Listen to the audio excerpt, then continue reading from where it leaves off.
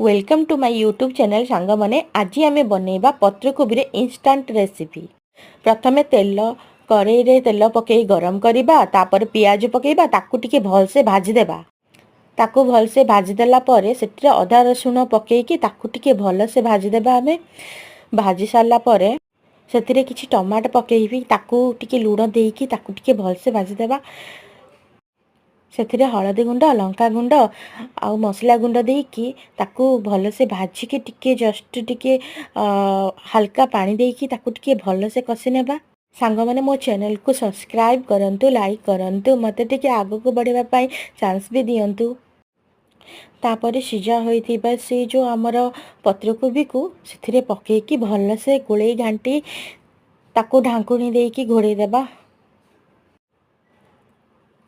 घोड़े देकी ताकू स्लो जाल देकी हल्का हल्का टिके मझे मझे घांटू थिबा। घांटी घांटी घांटी देन आमर रेडी हो गला। देखंतु पत्रकोबी रे रेसिपी। सांग माने आपण को जगार देखुचंदे मते टिके कमेंट करिवे।